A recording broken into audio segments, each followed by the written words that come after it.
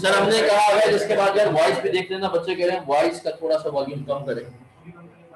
हमने कहा सीजीयू का मतलब क्या होता है कि अगर आज हम पूरी कंपनी को बंद कर दें और सिर्फ उस पर्टिकुलर हमने कहा यूनिट को जो है चलाने दें, तो भी उसके अंदर ये सलाहियत हो कि वो हमें कैश कमा करके दे सके। सर फिर हम और आगे बढ़े थे, मजीद आगे बढ़ते हुए हमने क्या पढ़ा था, हमने कहा सीजीयू होता है विद गुडविल और सर अगर जो है विद गुडविल होगा, अगर विद गुडविल होगा तो क्या करेंगे, सबसे पहले गुडविल नहीं, सबसे पहले अगर कोई ऐसे, याद है पिछली क्लास का सवाल हुसैन वाला, स्पार्कल को पहले उड़ाया था, फिर गुडविल, फिर रिमेनिंग एसेट्स, और अगर हमने कहा सर सीजीयू विदाउट गुडविल है तो सबसे पहले स्पेसिफाइड, बाकी एसेट्स को अमाउंट के बेसिस पर करेंगे, खत्म। अब आगे बढ़ रहा हूं मेरा बच्चा, आप सबकी तवज्जो इधर।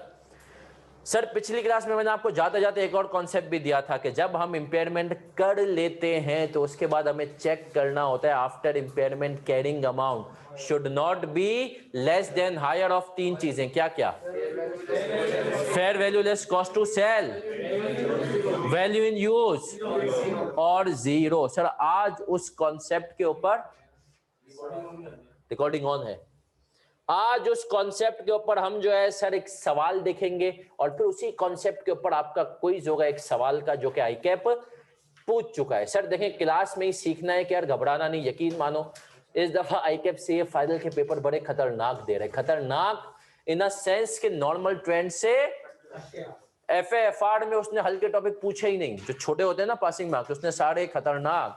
बीएफडी के बारे में एक बड़ी बहस चली पड़ी है कि सर बीएफडी में उसने जो है मैक का पोर्शन भर दिया पेपर में, सही है सर, जो बच्चा हल्का रख के जाता है वो कह रहे हैं कि तो सर, और लॉ का भी बारे में यही राय है कि सर, तो सर याद रखे आईकैप थोड़ा सा क्या हुआ है, कोरोना वायरस है, नौकरियां शौकरियां पहले ही नहीं है यार, कहाँ इतने बच्चों को निकाल देंगे तो ये जाएंगे, है ना सर।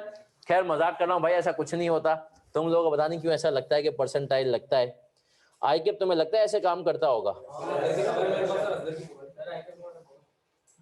सर आईकैप थोड़ी आप लोगों से इतनी दुश्मनी करेगा यार। चले सर हम आ रहे हैं IAS 36 और उसके ऊपर एक सवाल जो हमारा था क्वेश्चन नंबर 7, बस मुझे 1 मिनट देंगे सर, हमें आईकैप पे फौरन से भरोसा ही तो नहीं होता, सब चीजें कर लेंगे, आईकैप पे भरोसा नहीं करेंगे, पता नहीं क्यों नहीं करते हम आईकैप पे भरोसा, और वो बेचारा हमारी खातिर क्या कुछ नहीं करता।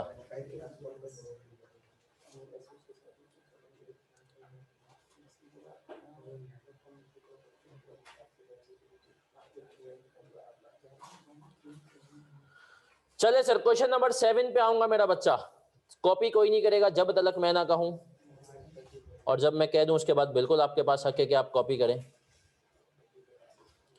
सिर्फ समझेंगे पहले हम उसको।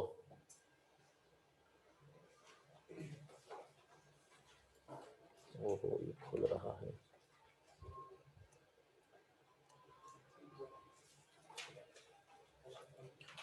क्वेश्चन नंबर 7, सबकी तवज्जो इधर।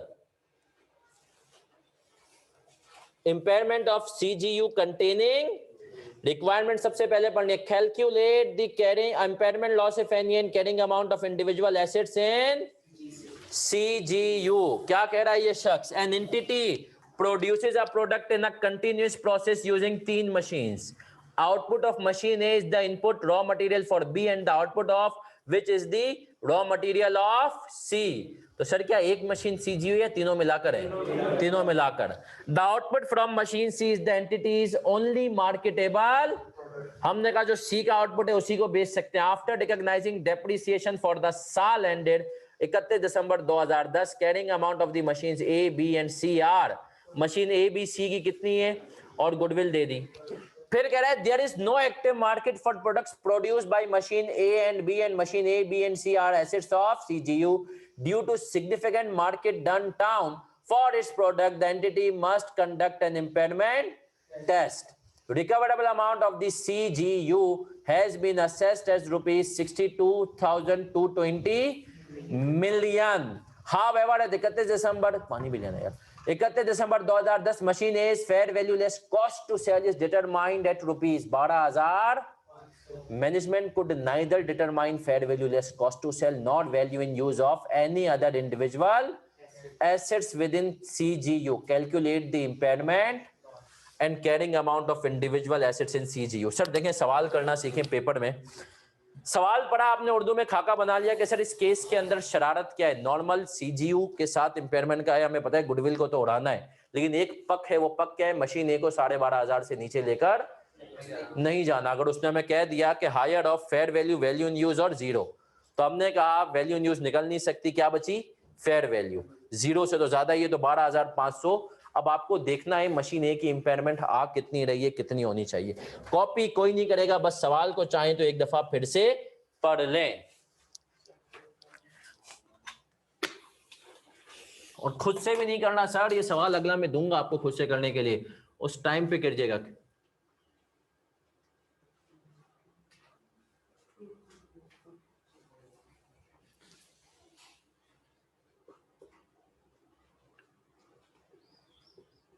पढ़ लें बस एक दफा.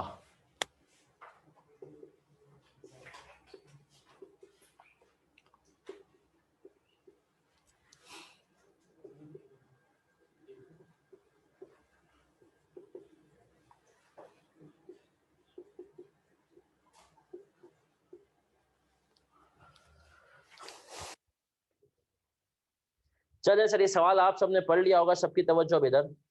सबसे पहले हम क्या करेंगे सर, हम इनकी जो कैरिंग अमाउंट है, उनको अपने पास लिख लेते हैं. भैया मशीन ए की कितनी है,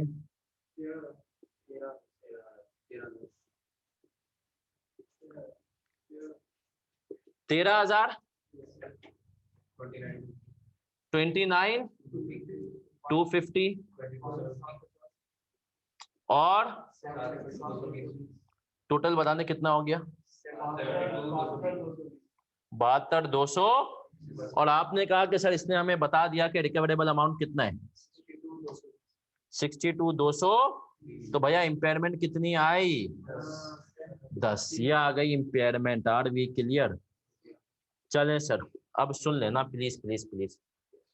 अब हमने कहा सर रूल बड़ा सिंपल है. क्या रूल है भैया? हमने कहा सर रूल बड़ा सिंपल है कि पहले किसको गोली मारो, गुडविल. हमने कहा हमने गुडविल को गोली मार दी, कितने से, 7,220. अब इधर देख लेना, हमने कहा सर गुडविल को गोली मारने के बाद क्या हुआ, बाकी इंपेयरमेंट हमें एलोकेट करनी है ए, बी और सी में. सर अब इधर देख लो भैया, इधर देख लो, अब इधर देखना. हमने कहा हम अगर ए के ऊपर आए, सबकी तवज्जो इधर, तो हमने कहा इंपेयरमेंट बची कितनी, 10,000 माइनस 7,220. सही है सर. इसको हमने कहा मल्टीप्लाई बाई ए का कितना था भैया, 13,000 डिवाइडेड बाई 13,000 प्लस 19,250 प्लस 22,750. तो जरा बताओ कितना हुआ भैया,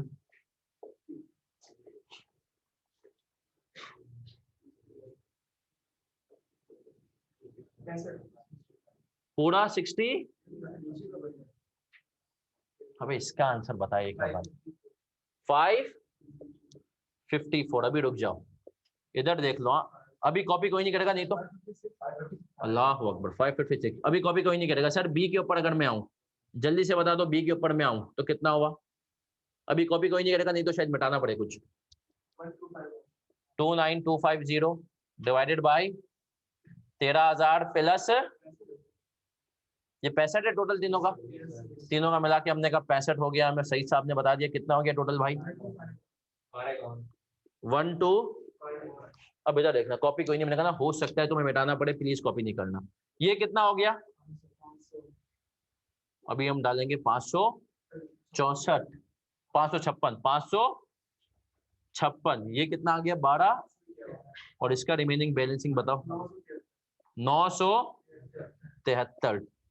सर अभी कॉपी नहीं, हमने कहा अगर हम ये फिगर डाल दें तो ये बन जाएगा 12,444। हमने कहा सर ये बन जाएगा 12,444, लेकिन क्या हम इसको 12,444 पे ला सकते हैं?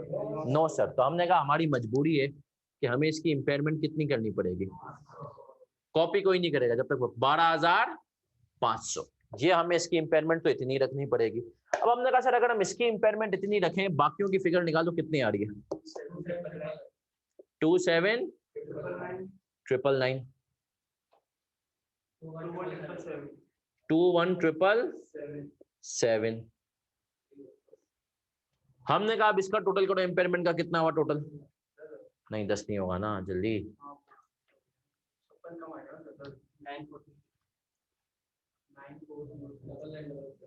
99,444। अब सर इधर देखना है सब, इम्पेयरमेंट है कितनी? हमने कहा टोटल कितनी हुई? 99,444। इसका टोटल करेंगे कितना हो रहा है? 622। अब हमने कहा कि सर इसको आना कितने पे चाहिए था? 622। ये अभी है कितना? 622। इसका मतलब ये है कि सर इम्पेयरमेंट, तो आप सुनना, ये आईएएस ने जैसे डिफाइन किया, फिर मैं आपको इसका एक जुगाड़ू तरीका भी बताऊंगा, लेकिन सर याद रखें क्लास में ही सिखाऊंगा, एक तरीका मैं क्लास में समझाऊंगा, फिर बताऊंगा पेपर में अगर मैं होता तो मैं कैसे करता। तो आपने घर पे जाके, मैं नहीं कहता कि आप सवालात को वापस करें, हाँ कुछ सवालात को कहूंगा करें, लेकिन सर आप ये जरूर एक दफा स्किम करते हुए देखें कि यार पेपर में किस तरीके से टाइम बचाया जा सकता है इनमें। तो सर अब इधर देख लें, अब इधर देख ले मेरा बच्चा, सब इधर देख लेंगे प्लीज। अब R1 का मतलब है इम्पेयरमेंट राउंड 1, R2 का मतलब है इम्पेयरमेंट राउंड 2। चलें सर अब सब इधर देख लेंगे। सही है सर, सब इधर देख लेंगे, सबकी तवज्जो इधर। राउंड 2 में हमने कहा अब देखो मजीद ये तो इम्पेयर हो नहीं सकता, ये कितने के आगे? 12,000। गुडविल वैसे ही हमने कहा सर 0 पे चल रही है, तो इसके ऊपर भी इम्पेयरमेंट नहीं आएगी। अब इम्पेयरमेंट किस में जाएगी? मशीन बी और, अब आप जब इसके लिए यहाँ पर वर्किंग करने आए तो आपने कहा सर मशीन सी पे कितनी गई इम्पेयरमेंट? अब आपने कहा मैं सी की अगर निकाल दूंगा तो ऑटोमेटिकली बी की आ जाएगी, या बी की निकाल दूं, तो हमने कहा 56 की इम्पेयरमेंट बची थी, मल्टीप्लाई बाई 27,999 डिवाइडेड बाई इन दोनों का सम ले लो, 27,999 प्लस 21,000 कितना आ गया? 31 ले लें हम। हमने कहा सर ये कितना आ गया? अगर मशीन सी 31 आ गया तो ये कितना आ गया? बल्कि बी, मशीन बी, अगर मशीन बी, हमने कहा मशीन बी अगर 31 आ गया तो सी कितना हो जाएगा? 25। और अगर जब आपने इनको इनकॉर्पोरेट किया तो अब बताएं कितनी वैल्यू है? 2796 21752। तो टोटल कितना हो गया भाई? 622। तो हमने कहा सर ये हो गई इम्पेयरमेंट राउंड 1 और इम्पेयरमेंट राउंड 2। यहां पर हमने कौन से कॉन्सेप्ट लगाया कि मशीन ए को उसकी फेयर वैल्यू से नीचे अगर जाना पड़ रहा है तो क्या करेंगे? हमने कहा कि दूसरा राउंड करेंगे। अब सर पेपर में क्या यही फॉर्मेट फॉलो करें? अब सुनना सर, पेपर में अगर एसिड ज्यादा हो ना और ज्यादा एसिड्स की पेयर वैल्यू गिवन हो तो ये फॉर्मेट फॉलो करो, लेकिन अगर एसिड्स कम हो, ऐसे ही 3-4 हो, अगर भाई पेपर में 7-8 एसिड हो तो आपने ये वाला फॉर्मेट करना है, लेकिन अगर 3-4 हो तब आप डायरेक्ट भी मार सकते हैं। कैसे डायरेक्ट मारेंगे? आपको पता है अगर इसको 500 जाएगी, इसको इतनी चली जाएगी, तो रिमेनिंग जो भी बनेंगे आप इन दोनों को क्या कर देंगे? एलोकेट। कैसे अभी देखेंगे, पहले जल्दी से ये कॉपी करो।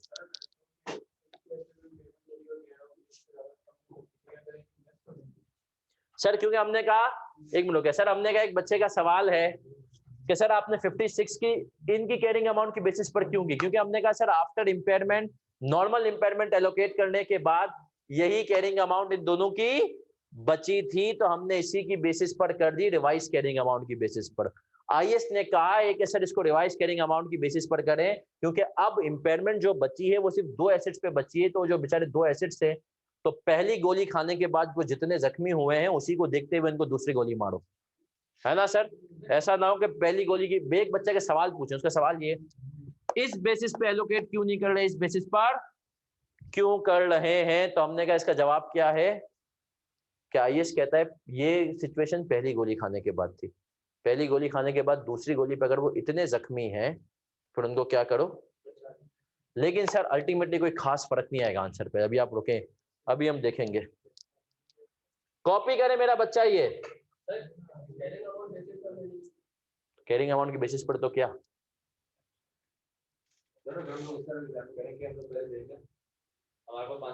सेम ही आएगा जी सर। अफेक्टिव लीजिए क्या 500 किलोमीटर ना, हम पहले चेक करना है, अगर 500 से ज्यादा है तो बाकी वजन छोड़ के 500 यहाँ पे लगा दो, बाकी दोनों डायरेक्ट हम लोग कैलकुलेट डायरेक्ट कर सकते हो। एक बच्चे का सवाल है, अगर डायरेक्ट करेंगे तब carrying amount before important value पर होगा। यस सर, एज सच कोई फर्क नहीं आएगा शारिक, आप देखेंगे क्योंकि अल्टीमेटली रेशियो वही है दोनों के प्रोपोर्शनेट का। अभी हम देखेंगे, टेंशन ना लें। सर एक बच्चे का सवाल है कि सर इसको 500 क्यों इम्पेयरमेंट दी, तो भैया एसिड के वाले में वही वाला रूल जो हमने पिछली क्लास में पढ़ा था कि after impairment carrying amount of asset should not be lower than fair value less cost to sell value in use और जीरो। तो यहाँ पे फेयर वैल्यू गिवन थी। बढ़ू आगे, management should neither determine the value of fair value less cost to sell among the value in use of any other individual asset. So the value in use is determined तभी तो CGU पे गए हम। Individual asset की value in use नहीं हो रही बेटा, तभी तो सीजीयू पे आते हैं।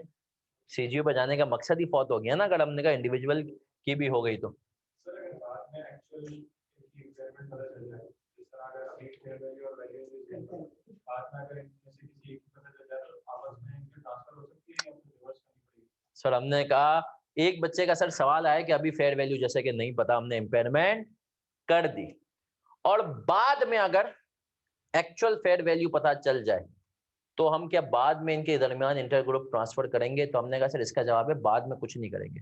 बाद में हम कहेंगे रहने दें, जो हो गया सो हो गया। उस टाइम की फेयर वैल्यू आपको देखनी होती है, बाद में वो मजीद डेप्रिशिएट होगा, सब कुछ होगा तो हम ज्यादा देंगे। एकदम से सवालों की क्वालिटी अच्छी हो जाती है। नहीं सर ये आईकेप का सवाल नहीं।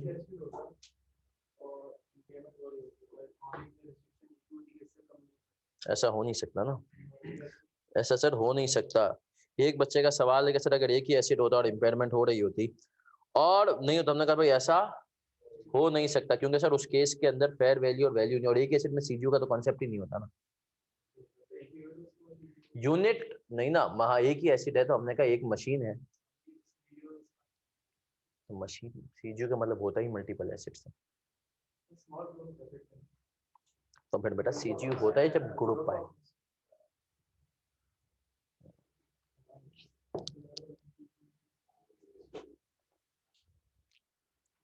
अहमद थोड़ा सवाल रोक के रख, थोड़ी देर में जवाब दूंगा मगरिब के फौरन ब्रेक के बाद, क्योंकि इसका ताल्लुक पिछली क्लास से अभी से नहीं है। चले सर, फिर क्विज भी आप लोगों का अभी के अभी, मतलब ये कॉन्सेप्ट अभी के अभी टेस्ट हो जाएगा कितना अच्छे से समझ में आया, और वो भी आईकेप के सवाल से। सर साथ साथ देखिए, मेरा एक तजुर्बा इस दफा FAR2 में मैं यही कर रहा हूँ, जिस दिन टॉपिक की आखिरी क्लास होती है ना उस दिन या उसके अगले दिन उस टॉपिक का क्विज कर लेते हैं। क्योंकि देखिए वैसे भी मसला होता है कि बच्चा पढ़ के तो आता नहीं, क्विज की तैयारी कौन से तुम लोग करोगे, तो वही मतलब अभी अभी ताजा ताजा है तो भाई अभी अभी दे दो चीजें, है ना।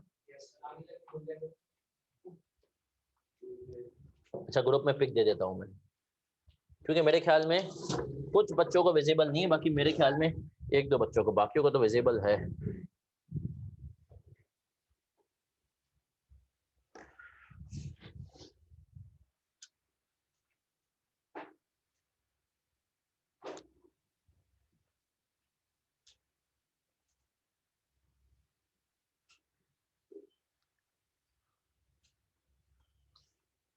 चलिए सर अजान भी शुरू हो चुकी है तो हम अजान नमाज का भी ब्रेक ले लेते हैं, और नमाज के ब्रेक के फौरन बाद इसको दूसरे तरीके से भी एक दफ़ा चेक कर लेंगे कुछ बच्चों की जो है ना आसानी के लिए।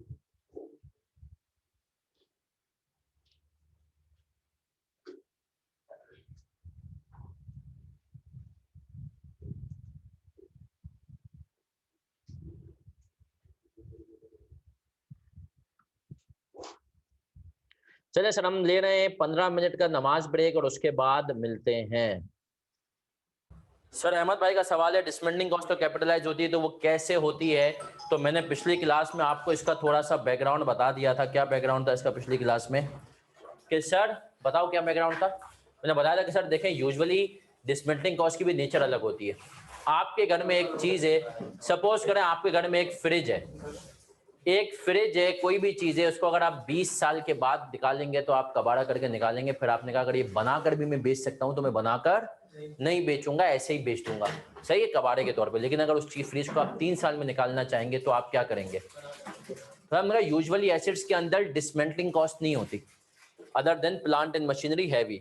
लेकिन कंपनी, क्योंकि कंपनी बोलती है यार अगर इसको 20 साल बाद ही डिसमेंटल करना है तो तोड़ फोड़ के डिसमेंटल कर देंगे, क्योंकि हमें आगे इसको यूज नहीं करना होगा, सही है सर। लेकिन अगर कंपनी उसको बीच में निकालना चाहे और किसी को बेचना चाहे तो उस टाइम पे डिसमेंटलिंग कॉस्ट इनकर होती है। तो हमने यही कॉन्सेप्ट लिया था कि सर यूजुअल एसिड्स के केस में हम आईकेप के अजम्पशन पे जाएंगे। आईकेप कहता है आप अज्यूम करो डिसमेंटलिंग कॉस्ट एसिड की कॉस्ट में नहीं है, क्योंकि अगर वो अपनी टोटल लाइफ के बाद जो है आप उनको डिस्कार्ड करते तो डिसमेंटलिंग कॉस्ट नहीं आती, क्योंकि आप बीच में कर रहे हो तो डिसमेंटलिंग कॉस्ट आएगी, सही है सर। तो आए सर, अब इसको जरा एक दफा देख लेते हैं। ये जरा मेरा बच्चा इसको डायरेक्ट बेसिस पर भी करे तो भी आपका आंसर सेम आएगा। डायरेक्ट बेसिस का मतलब क्या है सर? हमने कहा अब देखें, अगर ये वाला केस था और हम यहाँ पर मैच फिक्स करें, हमने कहा भैया ये 6220 ही आएगा, सही है सर। हमने कहा 7220 इस पे चला गया, दूसरे राउंड पे हम नहीं जा रहे। हमने कहा 500 इस पे एलोकेट हो गया। अब आपने कहा यार जो टोटल इंपेयरमेंट थी हमारे पास 10,000 की, उसमें से माइनस कर दो 7220 माइनस 500। अब जो रिमेनिंग आए ना उसको बाकी दो जो हैं उनकी कैरिंग अमाउंट की बेसिस पर कर दो। तो आपने कहा 29250 प्लस 22750 और आपने कह दिया 29250। तो ये आपके पास आंसर आ जाएगा इसका 128382 है ना सर? तो मोर और लेस वही आंसर आ रहा है जो पहले आया था 998। अगर हम कर दें तो सर आप देख लें पहले कि इसका कितना आ गया, बताओ वैल्यू जो यहाँ पर आ रही थी अभी 27968 और तब हमने कहा सर अब पेपर में मैंने आपको क्या तरीका बताया, एसिड्स कम हो इस बेसिस पर कर दो, गलती के चांसेस कम हो जाएंगे। लेकिन अगर एसिड्स ज्यादा हो तो भी इस बेसिस पर कर सकते हो, लेकिन फिर एडवाइस क्या है कि राउंड 1 और राउंड 2 कर लो, तो गलती के चांसेस क्या हो जाएंगे? कम हो जाएंगे। अल्टीमेटली दोनों में मैथमेटिकली सेम आएगा या तो पॉइंट्स का डिफरेंस आएगा। तो सर हमने इस सवाल से क्या सीखा कि after impairment carrying amount should not be less than higher of fair value less cost to sell value in use और जीरो। चले सर अब एक और सवाल करूंगा सर, ये वाली अब जो सर ये बातें बाद में डिस्कस करेंगे हम कहीं। तो एक बता पूछा सर ट्रेडिस को लेट रजिस्टर करना गुनाह तो नहीं? सर ये पार्टनर को पता चलेगा कब? इतनी इतनी यार आप लोग इतने खतरनाक डिसीजन नहीं दिया करें यार, अल्लाह को माने यार। मतलब कभी कभी यार आप तो सोचेंगे, मैं भी सोचूंगा यार कुछ गलत कर दिया तो ये तो बोलेंगे गुनाह नहीं है। आए सर आए, आखिरी सवाल पे आता हूं, क्वेश्चन नंबर 17। आखिरी सवाल क्वेश्चन नंबर 17 पेज नंबर 13 पे है। पेज नंबर 13 पे क्वेश्चन नंबर 17 आपके पास आ रहा है। मतलब अगर आप एमसीक्यू से पहले वाला पेज है, अगर आपने डबल एफआर विंटर 2017 का सवाल है 6 मार्क्स का। असल में ये 2 पार्ट्स आए थे, इसका एक पार्ट आपसे रिलेटेड नहीं है, दूसरा पार्ट मतलब ये हमने नहीं पढ़ा है, सही है सर। लेकिन पहला पार्ट आपके उससे है सर। देखें एक और चीज याद रखें, क्विज ये एक तरह से आपका क्विज है।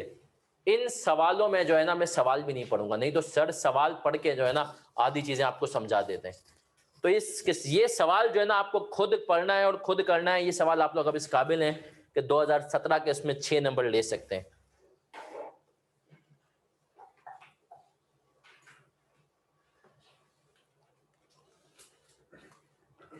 सर ज्यादा टाइम नहीं दूंगा, 6 नंबर का सवाल है, 8 मिनट टाइम बाउंड होके मेरा बच्चा सवाल हमें करना है। खैबर लिमिटेड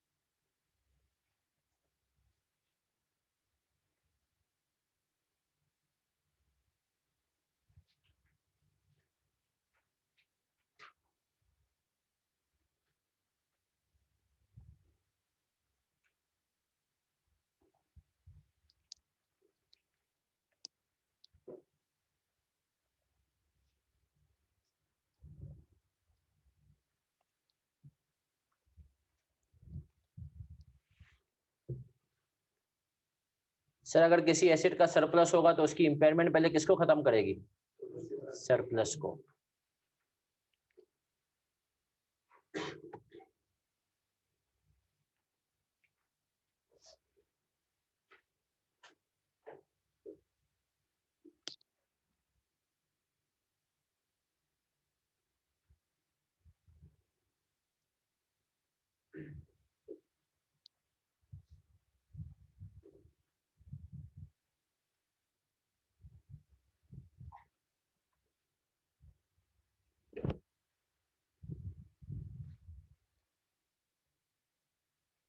नहीं मुकद्दस।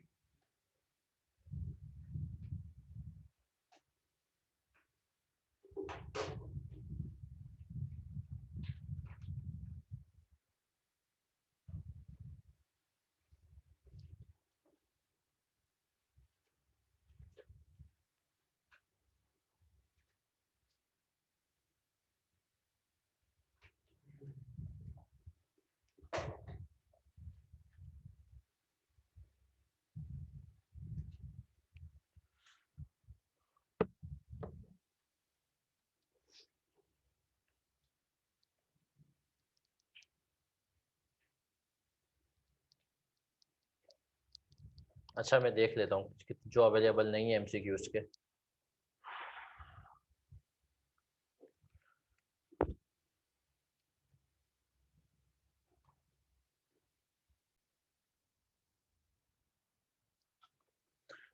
चले जी 1 मिनट है बस।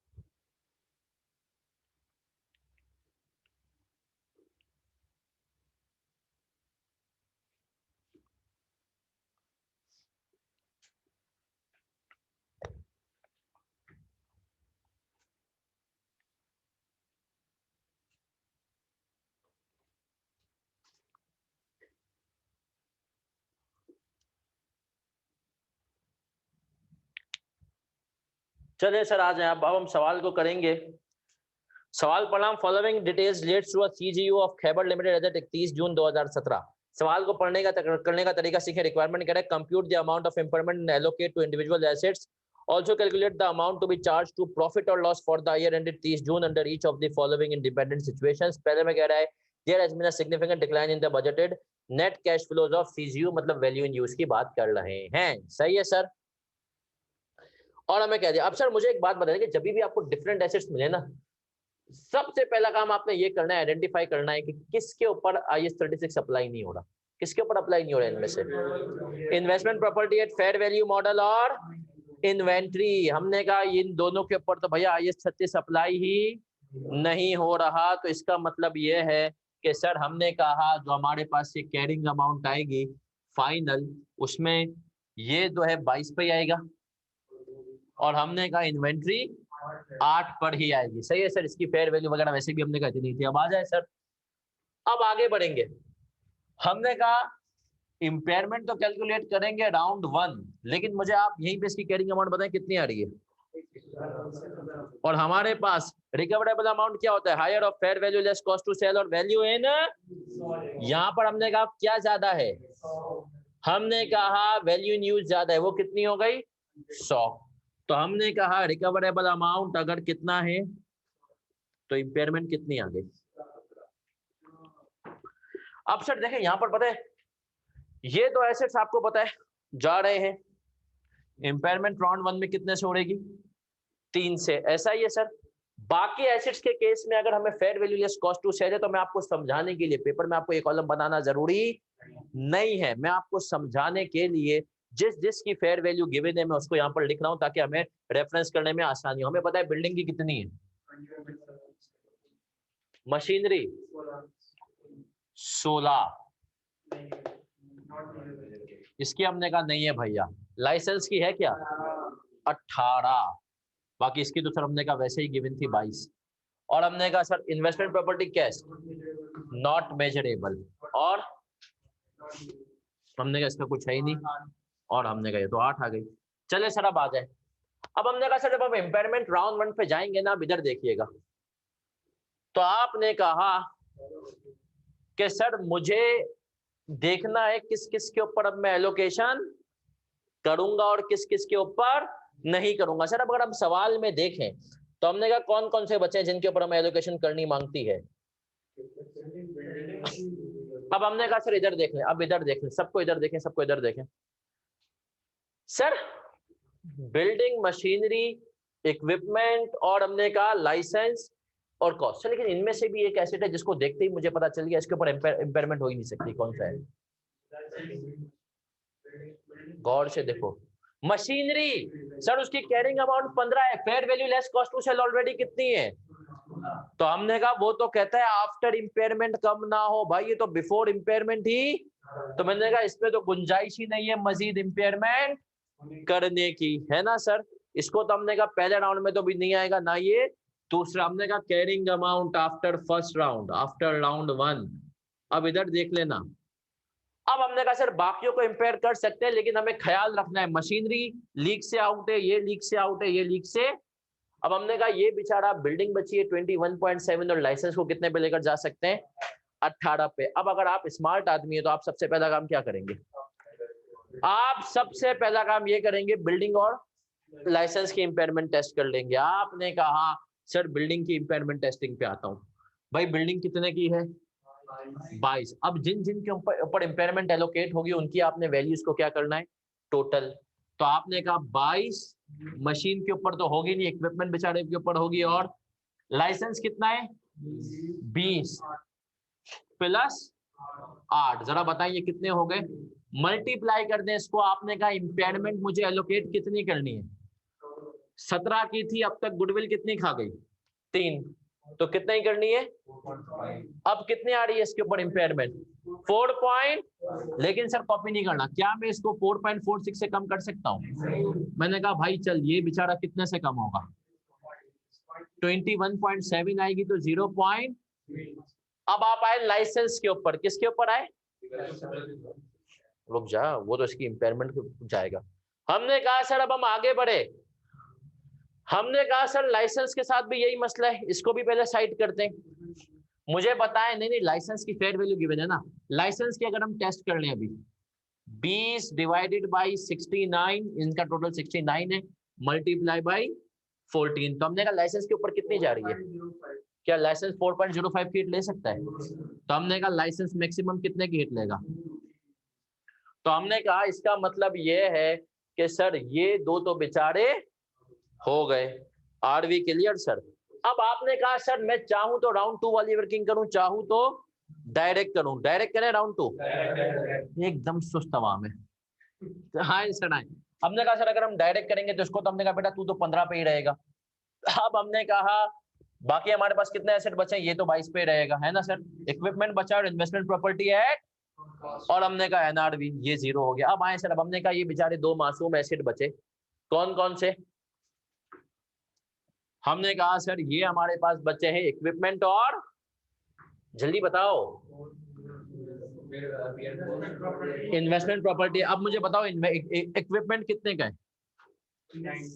और इन दोनों को अगर हम मिला दें 19 प्लस 8 मल्टीप्लाई बाई इम्पेयरमेंट, कितने की एलोकेट करनी है, रुक जाओ अभी, 14 की इम्पेयरमेंट करनी थी। 14 में से 2 कौन ले गया, 0.3 कौन ले गया, -3, सॉरी -2 -0.3, कितना बचा। तो अब मुझे बताओ 8.23 की इम्पेयरमेंट कौन ले गया, इक्विपमेंट, और बाकी इन्वेस्टमेंट प्रॉपर्टी कॉस्ट निकाल दो भैया। हमने कहा अगर ये इक्विपमेंट ले गया, हमने इसके साथ डाल दिया 0.1, तो इसकी कितनी आ गई, 3.475 कर दें, 47 कर देते हैं, चले यार। अब ये बताइए ये कितने की बची, 4.53। यार इतना इसका बता, तो ये कितना बचा, 10 क्या कह रहे हैं, डेसिमल काफी ज्यादा होगा सर, ज्यादा होगा ना। हमने कहा चले 2 डेसिमल। अब सर इधर देख ले, इधर देख लें सर, इधर देख लें भाई। हमने कहा सर सवाल की दफा फिर से रिकैप कराता हूँ। ये सवाल इसने क्या किया था, एक तरह से पकोड़ा बना के दिया। हमने कहा सर क्या किया, सबसे पहले इसके स्टेप्स देखें। हमने कहा सर सबसे पहला काम हमने ये किया कि सर हमने क्या किया सर, हमने कहा सबसे पहला काम हमने ये कर दिया, बिल्डिंग के ऊपर मारी कितनी, और सबसे पहला काम गुडविल को उड़ाया। गुडविल के बाद हम आगे बढ़े, हमने कहा अगला काम हमने क्या किया सर, हमने चेक किया कि भैया जो है कौन कौन से एसेट्स हैं जिनकी फेयर वैल्यू वाली कंडीशन है। हमने कहा इन्वेस्टमेंट प्रॉपर्टी फेयर वैल्यू, और इसको तो हम वैसे ही निकाल चुके थे।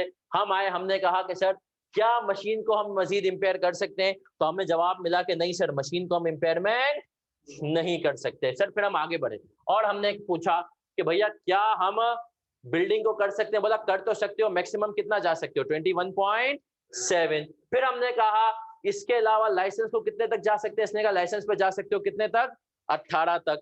सही है सर।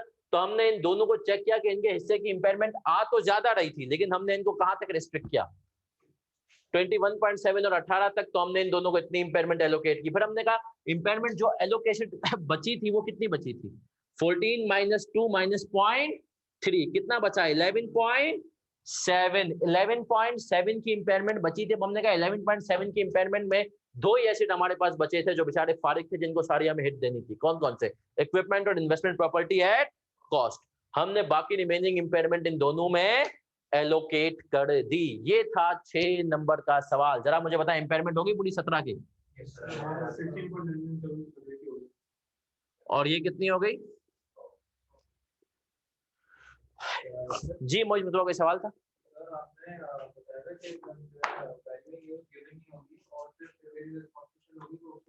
लेकिन वो नॉर्मल एसेट, ये सीजीयू है ना, सीजीयू ओवरऑल सीजीयू की वैल्यू इन यूज गिवन है। देखो पॉइंट क्या है, सीजीयू पे हम जाते ही क्यों है जब इंडिविजुअल एसेट की वैल्यू यूज नहीं निकाल सकते। कोई और सवाल, रुक जा अभी उस पे आऊंगा। सर सुभान बहुत ज्यादा बेचैन हो रहा है, तो आए सर इसकी बेचैनी दूर करते हैं।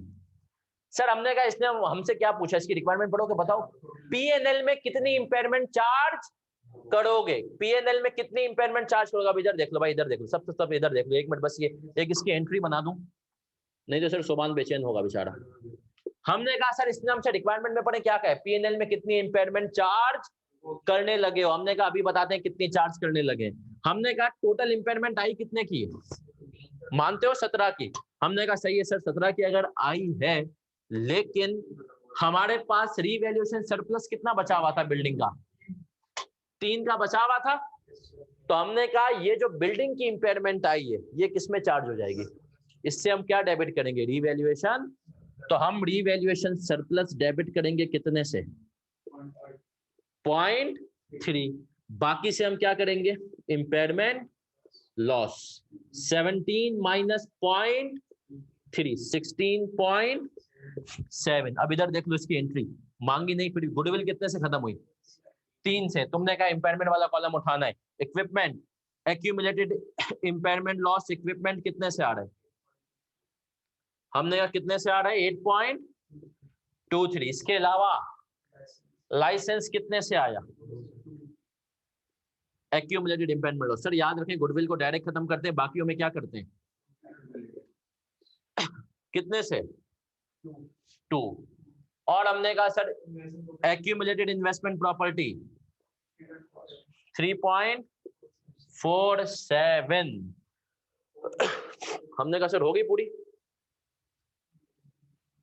या कुछ रहती है, 17 हो गए ना, एक बिल्डिंग की तो उसमें चले गए, सही है सर। अब सर सुनिएगा, एक सवाल मुझे यहाँ से याद आ गया, मैंने कहा उसमें भी आपको सिखा दूं। क्वालिफाई होने के बाद मैं एक जगह इंटरव्यू देने गया, कंपनी का नाम था अलाइड इंजीनियरिंग।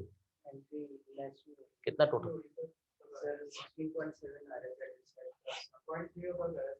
पॉइंट हम भूल गए ना सर, एक्यूमुलेटेड, इसका भी एक्यूमुलेटेड अकाउंट तो क्रेडिट होगा ना, बिल्डिंग कितने का सर, 0.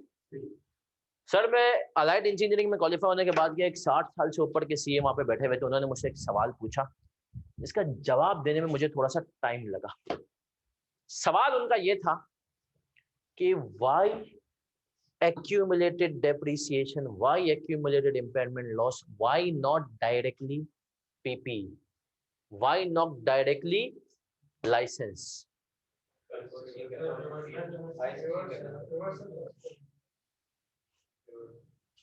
Why not? इसके दो जवाब हैं, इसके दो जवाब हैं, एक अकाउंटिंग के लॉजिक से और एक बिजनेस मैनेजमेंट की लॉजिक से। यस सर, ये बिल्कुल देखें, दो जवाब में, पहला जवाब कि एक तो इनका रिवर्सल अकाउंटिंग लॉजिक है, इसका जो दूसरा जवाब है ना, इसके पीछे जो बिजनेस की लॉजिक है वो क्या है सर, कि हम को ये हमेशा एक्यूमुलेटेड का अकाउंट बताता रहे कि यार ये जो तुम्हारा एसेट था ना इतने से खत्म हो चुका है, अब अगर ये इतने से खत्म हो चुका है तो इतना अपनी कैश फ्लो प्रोजेक्शन तैयार रखो, अपनी मैनेजमेंट अपने पास इतना कैश तैयार रखो कि ये एसेट क्या हुआ इतने से। अब ये वाला जवाब तो मुझे पता था, मैंने उनको छूटते ही ये कहा अकाउंटिंग वाला कि ये रिवर्स हो सकता है, उनका नहीं ये तो है, इसके अलावा एक और भी जवाब होता है। अब वहां पर मुझे सोचने में लगा, मुझे अब थोड़ा सा टाइम दिया, मैंने कुछ 30-35 सेकंड लिए, फिर वो बस अल्लाह ने दिमाग में डाल दिया, तो मैंने कहा यार ये तो कह नहीं सकता, मैं भी क्वालिफाई वो भी क्वालिफाई, सही है। बोलेंगे क्या तो मैंने सोच कर बताया कि यार ये इसलिए होता है क्योंकि हमें पता चलता रहे कि ये एक्यूमुलेटेड जो है इतना हमारा एसेट खत्म हो चुका है, तो हमें फ्यूचर में इतने कैश फ्लोज का इनकर हो सकते हैं। तो ये बिजनेस मैनेजमेंट पर्सपेक्टिव से, तो याद रखें जो पुराने सीएज है ना, वो तुमसे ना ये 12 का सवाल पूछेंगे ना, वो पूछेंगे इम्पेयरमेंट डेप्रिसिएशन, और अगर नए सीएज होंगे वो आजकल किस में घुस रहे हैं, IFRS 15, IFRS 16, IFRS 9 से, खास तौर पे 15 और 16 पे ज्यादा घुस रहे हैं, क्योंकि 9 उनको कुछ इतना समझ में नहीं आया हुआ, 15 16 में खुद थोड़े बहुत आर्टिकल रीडिंग करके उनके दिमाग में क्लियर हो चुका होता है। चले सर, तो ये याद रखना सर, ये इंटरव्यू के सवाल अच्छे होते हैं। कैरिंग अमाउंट आफ्टर R1 मेरी जो डिसाइड थी ये थी कि हमारा जो उसका रिवैल्यूएशन सरप्लस आया था और फोटो आया था, तो ये लाइक हो जाता है कि हम लोग 3 मिनट में रिवैल्यूएशन सरप्लस को उसको बढ़ा दिए, फिर उसकी जगह एक्सप्लेन सर एक नहीं देखें, ये 16 वाजे अल्फाज में कहता है कि एक रिवैल्यूएशन, एक एसिड का सरप्लस दूसरे एसिड के रिवैल्यूएशन लॉस से भी एडजस्ट नहीं हो सकता। तो अगर बिल्डिंग का सरप्लस है तो उसी से बिल्डिंग का इम्पेयरमेंट लॉस एडजस्ट होगा, बाकी कोई और एसेट बिल्डिंग का लोन जो इम्पेयरमेंट लॉस आता है अराउंड 4 या 5 वाला, नहीं, वो हमने कहा ये वाला रूल हमें वाजे रखना है, फेयर वैल्यू से कम नहीं हो सकती, दिस रूल विल प्रिवेल। चले सर, इस सवाल का लिख दे लर्निंग आउटकम, ये सवाल अच्छा था, इसका लिखेंगे लर्निंग आउटकम, अगर आपने कॉपी कर लिया है तो। अच्छा जल्दी से कॉपी करो, इसकी एंट्री भी बना लेना।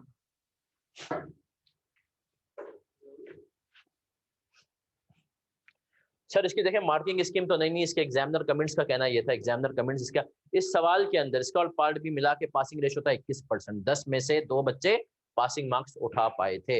एग्जामिनर का कहना था बच्चे को ये रूल ही नहीं पता था कि फेयर वैल्यू से नीचे नहीं जा सकते। अगर मैं टू बी स्पेसिफिक आपको एग्जामिनर कमेंट्स इस पार्ट के बता दूं तो सर सुन लें, एग्जामिनर इसकी मार्किंग इसकी नहीं, इसने कहा this question was considered to consist of two parts, overall passing percentage in this question was 21%, part wise comments are given below, this part of the question required इसकी computation of impairment in case of a CGU and allocation of impairment among different areas of CGU and amount to be charged to profit or loss under two independent situations, that is treatment as CGU under IS6 और दूसरा फिर कह रहा है हमें common mistakes observed were as follows. Allocated impairment was not restricted to ensure that the carrying value of an individual asset is not reduced below the fair value less cost to sell. दूसरे number पे कह रहा है, क्या कह रहा है भाई दूसरे नंबर पे ये शख्स हमसे, all the impairment was charged to profit or loss, the loss allocated to building carried at revalued amount should have been charged to revaluation surplus. चले सर इस सवाल का लिखेंगे आप लोग learning outcome, scope testing in impairment, इसने सबसे पहले सवाल में स्कोप को भी टेस्ट किया इम्पेयरमेंट में, स्कोप टेस्टिंग इन इम्पेयरमेंट कैसे, investment property at fair value और एनआरवी हमने कहा ये नहीं आती, सही है। Learning outcome number 1 scope testing of impairment, learning outcome number 2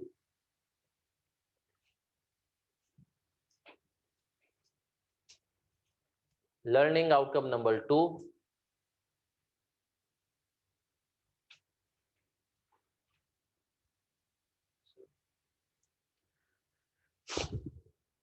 testing of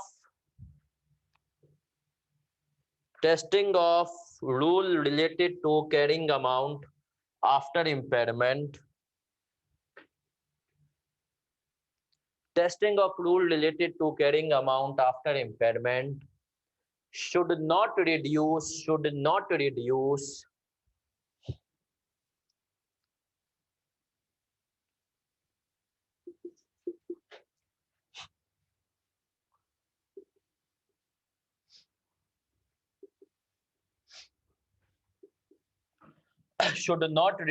below the highest offer, लिख लो fair value less cost to sell value in use वाला concept, below the highest of fair value less cost to sell value in use, और वो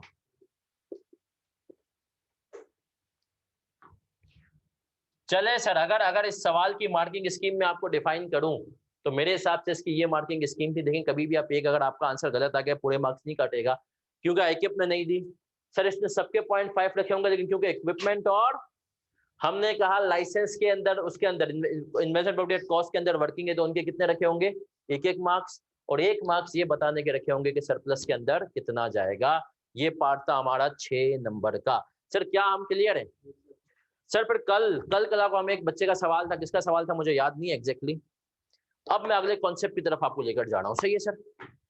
एक बच्चे का कल की class में मंडे की क्लास में एक सवाल आया था कि सर जरूरी थोड़ी है कि एक कंपनी के अंदर मतलब एक ही सीजीयू हो, एक से ज्यादा सीजीयू भी।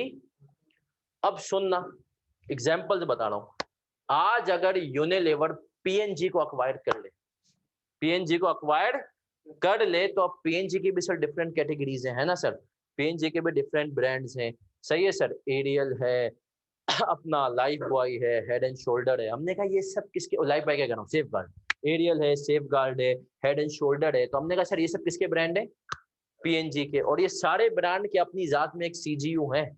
यस सर, आज अगर आप पूरे पीएनजी को बंद करें तो हमने कहा फिर भी आपको हेड एंड शोल्डर पैसे कमा करके देगा। तो अब सर सवाल ये होता है, यूनिलीवर पीएनजी को अक्वायर कर रहा है, गुडविल आ रही है, लेकिन गुडविल जो है वो किसी एक सीजीयू की नहीं है, पूरे पीएनजी की है। अब किस तरीके से इंपेयरमेंट टेस्टिंग होगी, कॉन्सेप्ट समझे कि सर यूनिलीवर ने पीएनजी को अक्वायर किया, देखो यूनिलीवर ने दो काम किए, एक तरफ पीएनजी को अक्वायर किया, उसमें बहुत सारे सीजीयूज है, और दूसरा काम क्या किया, फतेह अली केमिकल्स को अक्वायर किया, जो हमने पिछली क्लास में पढ़ा, उसमें एक ही सीजीयू है भाई। तो अगर एक ही सीजीयू तो मसला नहीं है, लेकिन अगर बहुत सारे सीजीयू हो तो भाई इंपेयरमेंट कैसे करेंगे, मतलब गुडविल का क्या होगा, कैसे होगा। सही है सर, तो आए सर अब इसके ऊपर जरा हम डॉक्यूमेंट करते हैं। सही है सर, यहां तक किसी का कोई सवाल हो तो पूछ सकता है, क्योंकि सर अब हम आ रहे हैं थोड़ी सी और टेक्निकल चीजों की तरफ।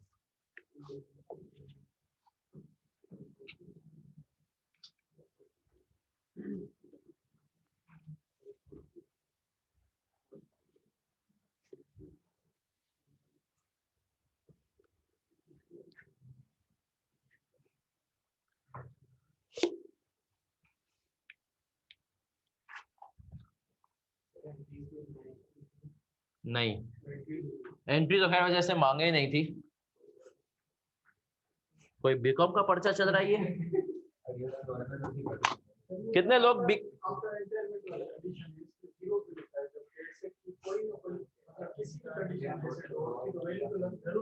जरूर हो सकती है, बट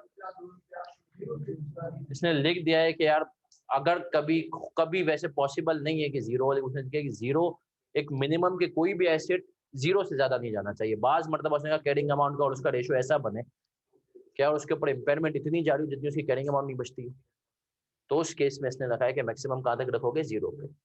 चलो सर, अभी यहाँ पर क्योंकि डिस्कशन आई बीकॉम की, तो मैं आपको एक छोटी सी बात बता दूं, छोटी सी एक, सर देखें अभी पिछले दिनों मेरा एक दोस्त है माशाल्लाह, वो पीडब्ल्यूसी यूएस में होता है, तो अक्सर कहता है कि यार कोई बच्चे होना तो उनकी सीवियां दे दे। मैं कहता हूँ कि यार बच्चे हैं तो, और कुछ बच्चों की मैंने माशाल्लाह सीवी दी, अभी मेरे एक स्टूडेंट की जॉब भी हुई है पीडब्ल्यूसी यूएस में और यूके में था वो, उसने मुझसे पूछा सर क्या करूँ, जाऊँ नहीं जाऊँ। मैंने कहा यार देख, भाइयों वाला मशवरा दो तो नहीं जाओ। उसने कहा क्यों? मैंने कहा देख यार, यूएस में इस्लामिक पॉइंट ऑफ व्यू से अगर बात करूँ ना तो हालात ज्यादा बुरे हैं एज कम्पेयर टू यूके। मैंने कहा और मुझे एक बात, और मेरे दोस्त खुद है, मैंने कहा उनके अंदर मैंने एक तब्दीली देखी है यार, यहाँ पर रहते हुए सूद हराम, सब कुछ हराम, लेकिन आहिस्ते आहिस्ते अनफॉर्चुनेटली वो जिस माहौल में है ना कहीं वो थोड़ा सा चीजें निकालते रहते हैं यार, मोर्टगेज है, अब मस्त ये समझ रहे हैं।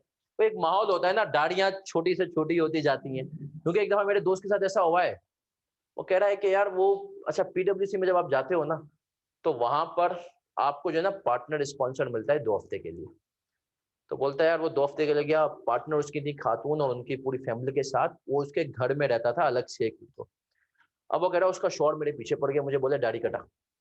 बोला ये क्या तूने दाढ़ी बढ़ाए रखी है, ये करा हुआ है। बोला यार अब मेरे लिए थोड़ी बड़ी एम्बेरसिंग सिचुएशन हो गई। बोला यार वो मेरे पीछे पड़ा हुआ था कि भाई, तो उसने कहा एक दफा वो जा रहा था तो वो जो अफ्रीकन कुछ लोग आए वो ऐसे ही भाई मजाक उड़ाने लगे, यू मुस्लिम ये वो।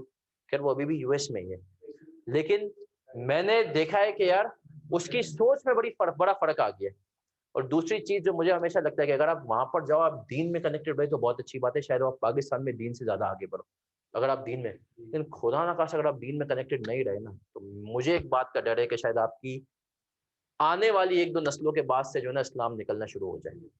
ये बड़ा एक फैक्ट है। सही है सर, तो मैंने कहा देख भाई यूके में हालात ज्यादा अच्छे हैं, यूएस में। फिर मैंने अपने दोस्त से बात कर रहे तो उसने भी यही बोला यार यहाँ पर जो है ना थोड़ा बहुत कहीं ना कहीं रेसिज्म हो जाता है। हाँ, वो तो बोला उसने कहा, लेकिन अब मैं आपको खैर फिर भी वो मुझे बोलता है कि यार मुझे कुछ सीवी है, मैंने उसको सीवीज दी। अब आप सुनिएगा, ये पिछले प्रैक्टिकल नॉलेज है सर, 2 मिनट लूंगा बस, ज्यादा टाइम नहीं लूंगा, लेकिन आपके लिए जरूरी है। सर उसको मैंने सीवीज दी, 3 सीवीज, मतलब सीवीज तो ज्यादा दी थी 8-10, लेकिन 3 फाइनली सिलेक्ट हुए, उसमें एक खातून थी। वो खातून जो है उनका पूरा प्रोसीजर हो गया, उनको 91,000, जो वो कह रहा है मेरे हिसाब से सबसे ज्यादा ऑफर इसको लगी, 91,000 यूएस डॉलर ईयरली, और 12,500 ज्वाइनिंग डॉलर्स, मतलब ज्वाइनिंग बोनस के तौर पे मिले। सही है, आप कन्वर्ट करेंगे ना तो आपको पता चलेगा 1 लाख। सही है, अब सुनिएगा, तो उसने मुझे बोला कि यार मसला ये हुआ कि इससे अच्छी, वरना बोला 85,000, बोला पता नहीं क्यों उसको इतनी अच्छी ऑफर कर दी, लेकिन खातून ने मना कर दिया। सबके कैलकुलेटर चलना शुरू हो गए कितने पैसे बन रहे हैं। सही है, उसने कहा खातून ने मना कर दिया, उसने कहा कि नहीं यार मुझे सिक्योरिटी इश्यूज हैं, ये वो हैं। तो उसने कहा देखिए यार अब इसने जो हरकत की ना इसकी वजह से पाकिस्तानी बदनाम हुए। बोला आज के, उसने मुझे ईमेल दिखाया, उसने कहा वो इंडियंस को नहीं लेते, बोलते इंडियंस ये हरकतें करते हैं, इंडियंस नहीं आते बातें करके। सही है ना, बोला यार पूरा प्रोसीजर हुआ, उसके बाद वो कह रहा है कि खातून ने मना कर दिया। उसने कहा चलो इसका, और साथ में 2 लड़कों का हुआ। जब 2 लड़कों का हो गया ना, उनका बिल्कुल आखिरी स्टेज पर आया ना, तो उनसे इंटरव्यू ने पूछा अपने पास ग्रेजुएशन है? उन्होंने कहा नहीं। उन्होंने कहा इक्विवेलेंसी। बोला इक्विवेलेंसी कुछ भी नहीं होती यूएस में, टाटा बाय बाय। उसने कहा बेटा इक्विवेलेंसी नहीं चाहिए, प्रॉपर ग्रेजुएशन की डिग्री चाहिए वर्क परमिट के लिए। सही है। अभी उनका केस चल रहा है। उन्होंने कहा यार अगर हम फॉरेन से अगर कहीं ना कहीं से जुगाड़ करके पाकिस्तान में इधर उधर दुनिया भर से वर्चुअल यूनिवर्सिटी से फॉरेन से अगर ग्रेजुएशन की कोई डिग्री कर लें तो शायद उनका हो जाए, वरना उनको अभी क्या हो गया सर, रिजेक्ट। हालांकि इंटरव्यू इसी तरीके से मेरा एक और जूनियर था, उसका आज से 2 साल पहले। बीकॉम जरूरी है सर, बीकॉम या तो अभी करें या तो फर्म में रहते हुए, लेकिन आपको ये मेक श्योर करना है, क्योंकि सर यूएस और यूरोप में 80% इक्विवेलेंसी को नहीं माना जाता, चाहे तुम्हारे पास एमकॉम हो चाहे तुम्हारे पास ओबीयू। सही है सर। वो कहते हैं बेटा पेपर दे के जो तुमने ग्रेजुएशन की है वो जरूरी है वर्क परमिट के लिए। सही है सर। ओबीयू भी कुछ जगह स्टेट्स में नहीं मानते यूएस में। वो बोलते हैं यार हमें पता है एसीसी में तुम एक थीसिस कहीं से भी, तो वो बोलते तुम थर्ड वर्ल्ड कंट्री हो यार। उनको ये नहीं पता कि बीकॉम भी ऐसे ही हो जाता है यहाँ पे सिंध में। बट वो कहते हैं ओबीयू में उनको पता है कि यार ये थीसिस कहीं से भी लिखवा के आपने छाप के करके दे दी ना, तो वो यही कह रहा है। तो वो बोलते हैं भाई बीकॉम तो यूरोप यूएसए में वर्क परमिट नहीं मिलता अगर आपके पास ग्रेजुएशन ना हो। दूसरा सर मिड ईस्ट में मिल जाता है इक्विवेलेंसी की बेसिस पर, लेकिन मिड ईस्ट में आगे जाके चीजें कम होंगी और यूरोप और यूके की मार्केट ज्यादा खुलेगी। तो इस बात का आपने जरूरी, इसका सर पॉइंट ये था कि बीकॉम खुदारा। कल रात को उसका मुझे फोन यार गालियां दे रहा था पाकिस्तानी बच्चों को, बोला यार पागल के बच्चे बीकॉम क्यों नहीं करते यार, ये लोग सीए के साथ कौन सी मेहनत लगते, बताओ कितने लोगों ने बीकॉम नहीं किया। अभी कर लो भाई खुदारा, बीकॉम में अभी नहीं फर्म में। सर कहीं से भी करें लेकिन बीकॉम, आप यकीन माने आपको बीकॉम के लिए, ये मेरा हमारी सुबह ताबानी साहब की क्लासें होती थी बीकॉम के पेपर में, और दोपहर में पेपर होता था और हम जाके करते थे और मुस्कुराते हुए पेपर पास हुए। यकीन माने मुस्कुराते हुए आपका इंशाल्लाह पेपर पास है, लेकिन खुदारा बीकॉम कर लो, नहीं तो आगे जाके तुम्हारी जॉब को, ये बिल्कुल होती हुई जॉब को जो है ना मसला कर सकता है। चले सर अब हम आते हैं।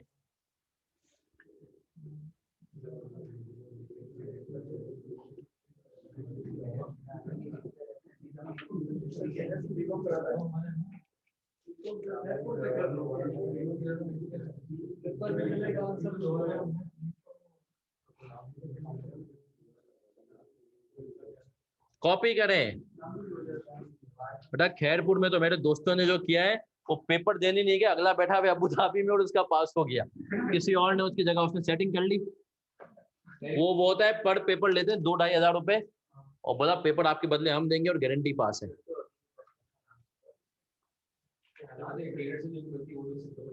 सब होती है बीकॉम, बीकॉम है भाई, उनको नहीं पता ना क्या।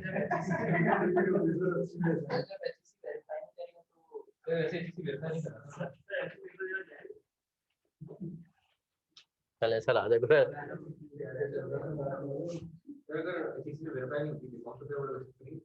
हाँ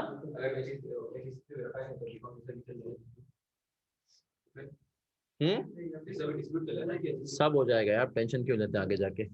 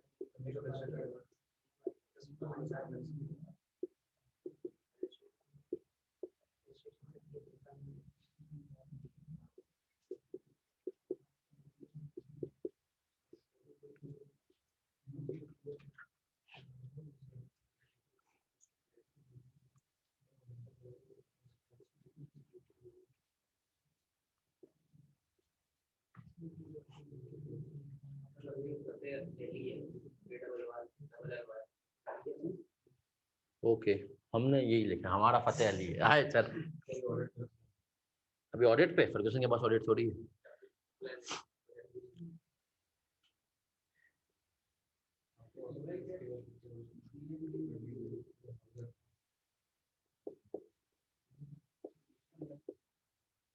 UL is Unilever, PNG, but Unilever can identify, लिख देते हैं ना UL।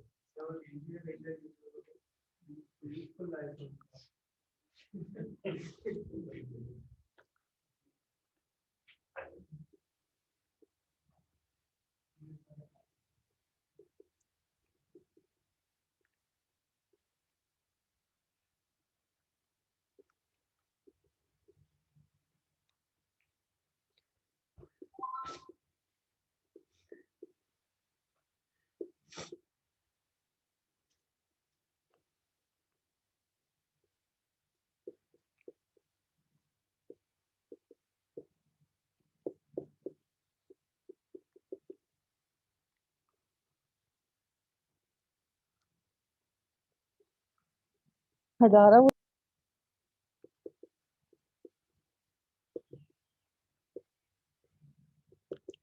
चले सर, बड़े आगे।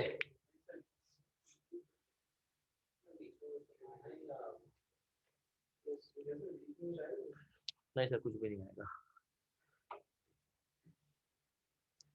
तो कितने लोगों ने सर बीकॉम का इरादा किया?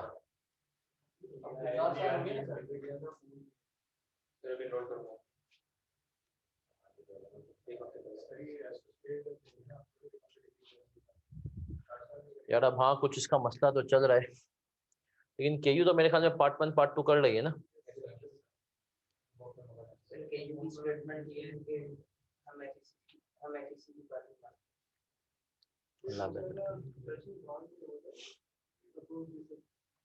पता नहीं यार, ये कंट्री टू कंट्री डिपेंड करेगा, ये आगे जाके और कॉम्प्लेक्शन आएंगी। लेकिन खुदा के वास्ते कोई एक डिग्री ले लेना। हमने बेवकूफ़ी में एमए इकोनॉमिक्स किया, मैं कहता हूँ आज तक किसी काम का नहीं है।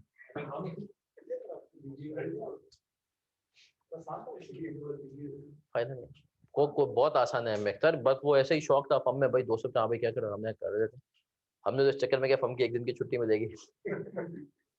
और आप यकीन माने पेपर देने गए, एक पेपर मुझे याद है एमए इकोनॉमिक्स का था, और हर पेपर ये टुनारी में देते थे कि भाई सुबह पढ़ के दे देंगे। उस पेपर में सीन ऐसा हुआ कि यही सोचा था, स्टेट्स का पेपर था एमए इकोनॉमिक्स में, और सुबह पढ़ के दे दूंगा। सुबह जुम्मे का दिन 11 बजे मैं सो के उठा, उसके बाद मैंने 5 पर उठा, मेरी तो आदत टाइट, मैंने कहा भाई तो कुछ भी नहीं पढ़ा क्यूटी में। वाकई में कुछ अजीब सी स्टेट्स थी। फिर शुक्र है मैं उस टाइम पे लाइट हाउस पे था, तो वो घर के करीब था, उर्दू बाजार, उधर भागा, सॉल्व 5 फिर उठाई उसकी,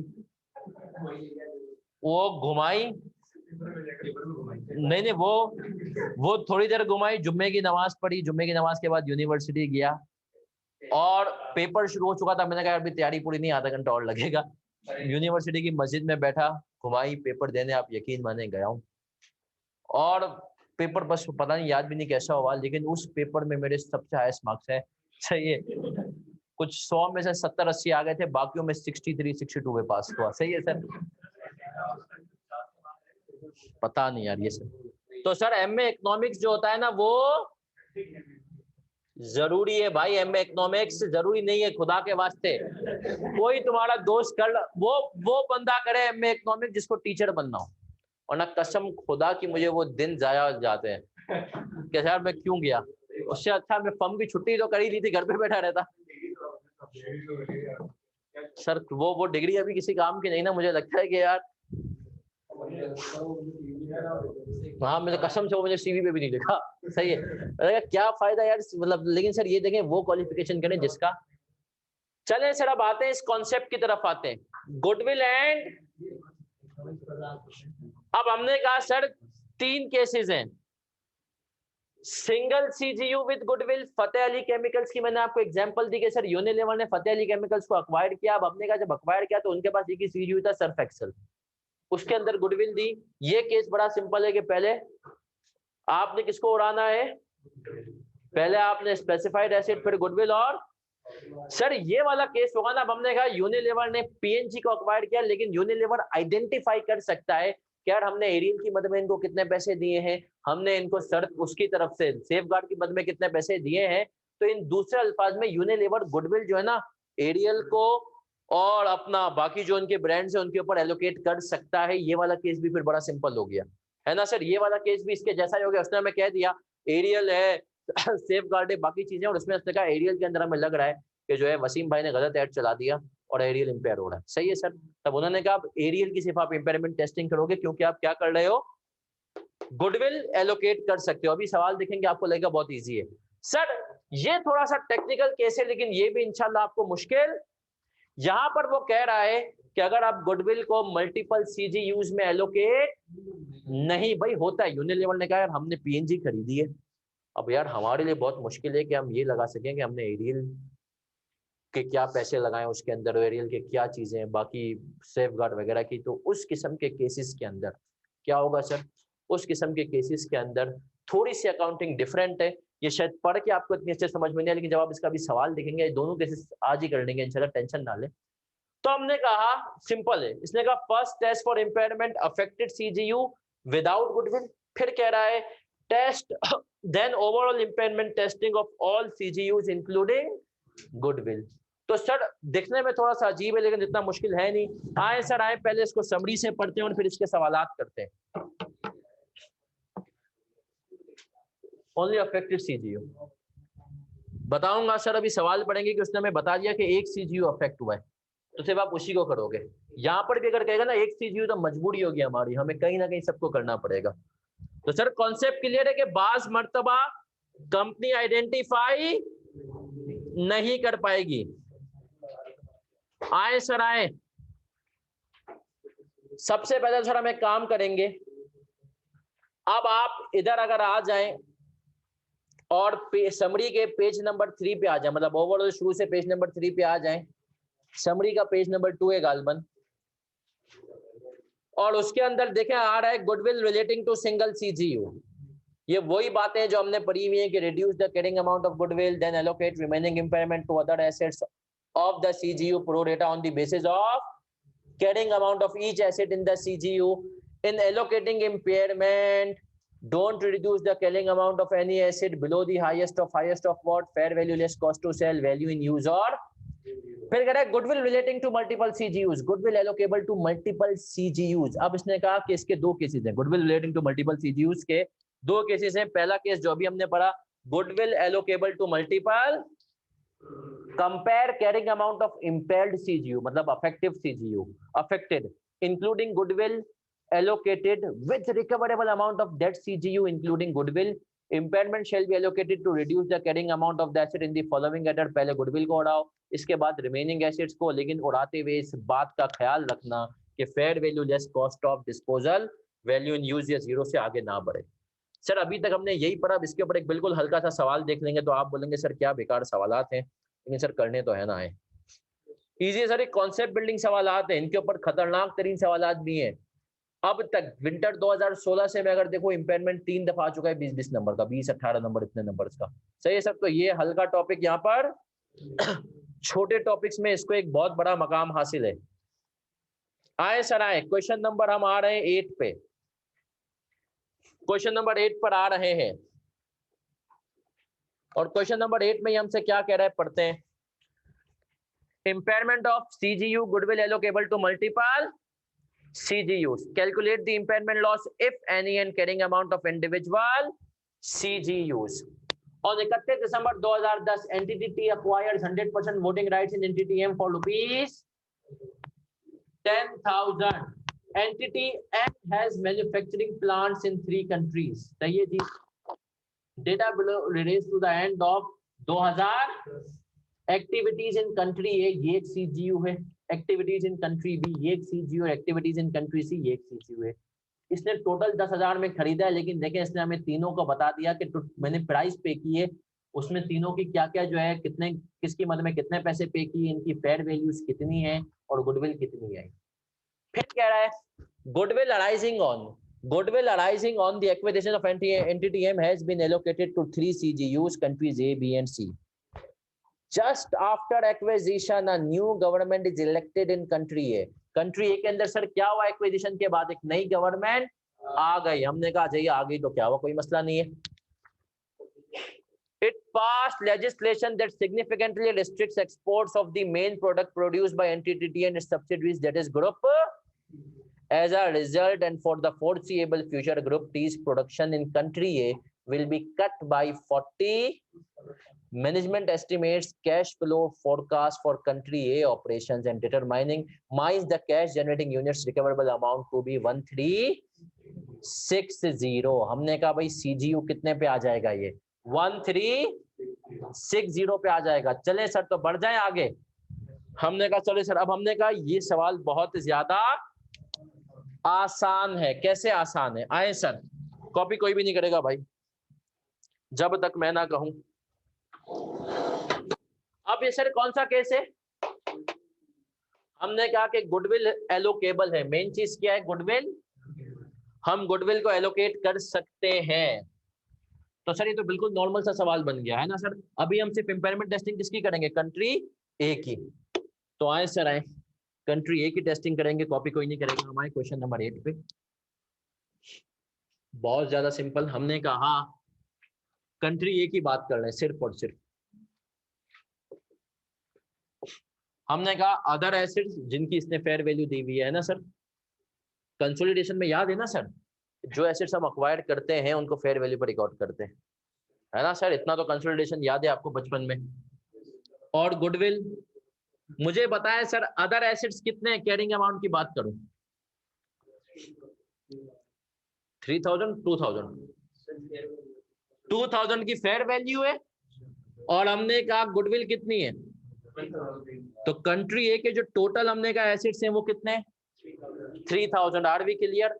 और हमने कहा इसमें अब आ जाएगी क्या, इम्पेयरमेंट। और हमने कहा सर फिर आ जाएगी कैरिंग अमाउंट आफ्टर इम्पेयरमेंट। अब सर ये बड़ा सिंपल सा केस है, हमें पता है इसका रिकवरेबल अमाउंट कितना है 1360। तब हमने कहा सर सबसे पहले गोली कौन खाता है, इसने जब गोली खा ली तो बेचारा बाकी, तो हमने कहा किसके ऊपर जाएगा, इसके ऊपर।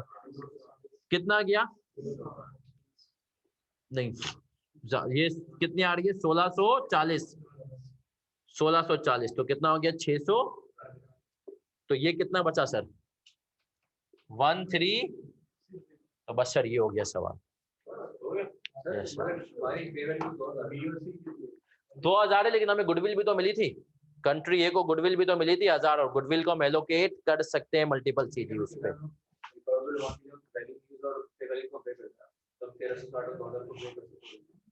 देखा वैल्यू इन यूज और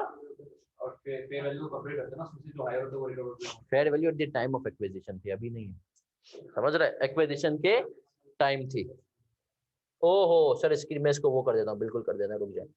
सही है सर, सॉरी मैं हमने कहा सर देख कंट्री ए अदर एसेट्स थे 2000 के, गुडविल कितने की थी 1000 की, टोटल 3000 के थे। हमने कहा इसका रिकवरेबल अमाउंट हमें गिवन था 1360, हमें पता था 1640 की इंपेयरमेंट आएगी। उस 1640 की इंपेयरमेंट में से हमने कहा गुडविल को जाएगी डायरेक्ट कितनी 1000, बाकी किसमें चली जाएगी अदर एसेट्स। इतना आसान है। तो सर मुश्किल क्या है बेटा, दूसरा पार्ट पेपर में ऐसा नहीं आएगा, लेकिन सर पेपर का जब आप इसका सवाल देखेंगे ना तो आपको 20 नंबर का सवाल, तो आपको लगेगा थोड़ा सा ट्रिकी है। मतलब ट्रिकी इन अ सेंस कि सर कॉन्सेप्ट सारे टेस्ट करेगा वो एक साथ, क्योंकि उसको पता है बच्चा एफएफआर लेवल पे सही से इंपेयरमेंट करके, इसीलिए कहते हैं खुदा के वास्ते क्लासेस के दौरान ही सही से चीजें करो, नोट्स बनाओ। तुम अभी सीजन में बिजी हो ना, यकीन मानो जो लोग ये तजुर्बा लेवल ले चुके हैं उनको पता है कि सर फर्म का सीजन खतरनाक होता है, चाहे आपकी कोई भी फर्म हो।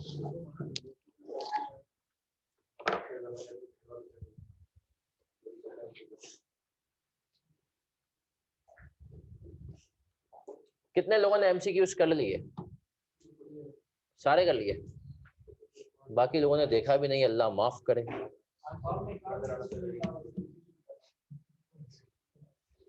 सर एमसीक्यू सब करें, किसी एमसीक्यू में अगर मसला हो तो मुझसे पूछें, जो जिसमें आवाम को मसला होगा हम उसको डिस्कस करेंगे, हर एमसीक्यू को डिस्कस 12 के आंसर नहीं, बाकी 12 के मिल जाएंगे, टेंशन क्यों लेते हैं।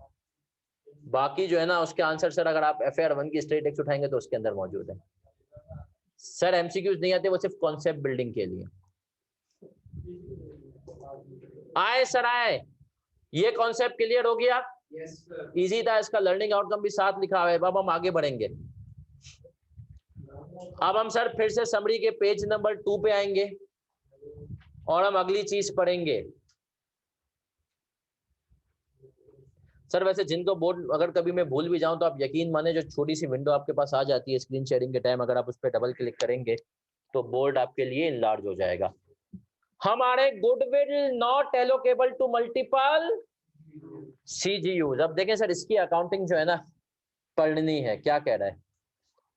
Test the impaired CGU first by comparing carrying amount of the impaired CGU excluding with recoverable amount of that CGU excluding impairment shall be allocated to reduce the carrying amount of that CGU pro rata on the basis of each asset in that CGU. In allocating impairment, don't reduce the carrying amount of any asset below the highest of, हमें पता है।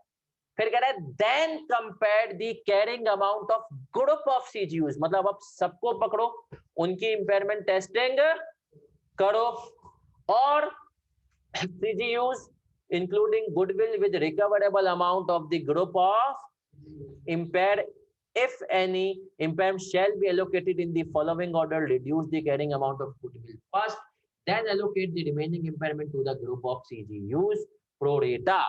चले sir, अब इसको अगर मैं summarise करूं तो ये वही बात कर रहा है जो मैंने यहाँ पर लिखी है। सबसे पहले क्या करोगे? अब आपने कहा गुडविल एलोकेट नहीं हो सकती, गुडविल तो एक ही है। गुडविल जैसे 3000 के सवाल में थी ना, हमने कहा इसको एलोकेट, कोई मसला नहीं है। हमने कहा सही है। इसने कहा सबसे पहले जो CGU अफेक्टेड है ना उसको इम्पेयरमेंट टेस्टिंग कर लो विदाउट गुडविल। अगर वो इम्पेयर हो रहा है तो उसको इम्पेयर करो, उसके बाद मजीद कुछ इम्पेयरमेंट बची होगी, उस इम्पेयरमेंट को तुम सारे CGUs को उठाओ और उसकी बेसिस पर क्या कर दो? इम्पेयर करो। सर कैसे? अब आए सवाल पढ़ेंगे तो पता चलेगा सर, आ जाए। अब हमने कहा गुडविल हम एलोकेट, ये बात याद रखना। Question number 9।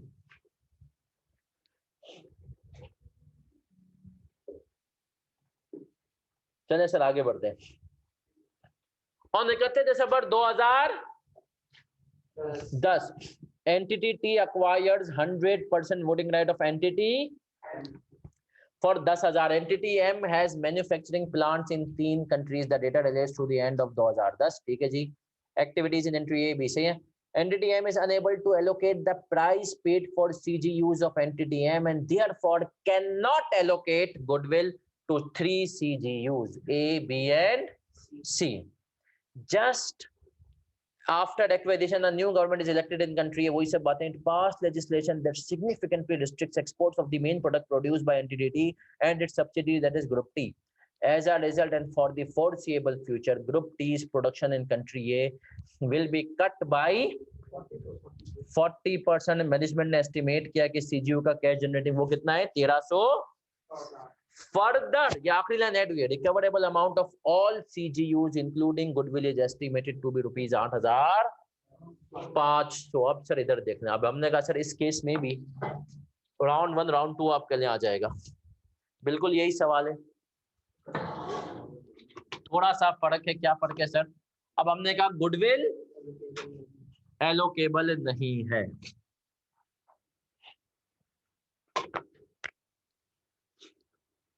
क्वेश्चन नंबर 9 हमने कहा sir country A, country B, country C और गुड वाली विल। सर कंट्री ए की कितनी वैल्यू है? 3500। और ये कितना हो गया भाई? हमने कहा 3000 की गुडविल टोटल हो गया। अब सर इधर देख लें, ये हो गई कैरिंग अमाउंट। अब हमने कहा सर इम्पेयरमेंट का करेंगे राउंड 1, यहाँ पे मजबूरी है। इम्पेयरमेंट का राउंड 1 है, उसके बाद हमने कहा आ जाएगी carrying amount after R1। Sir अब इधर देख लो क्या कह रहा है ये।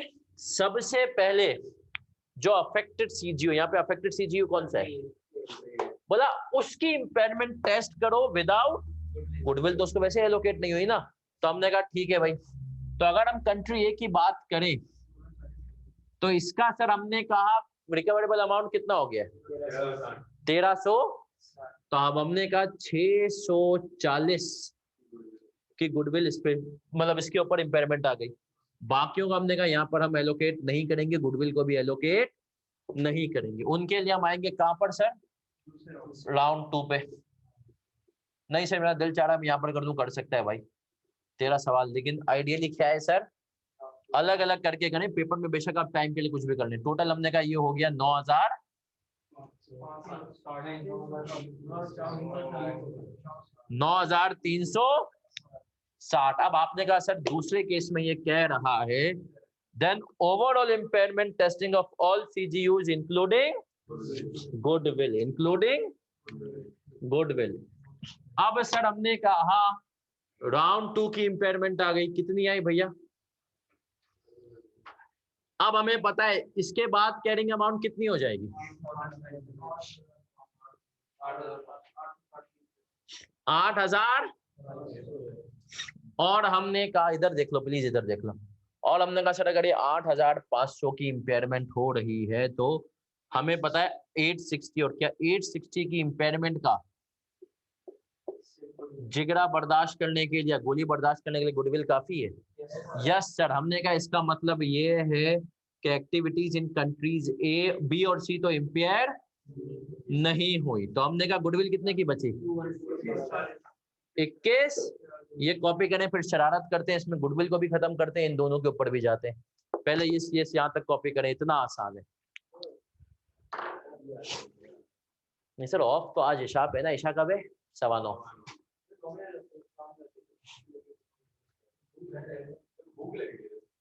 पढ़ाई पे तवज्जो दें सर, यकीन माने।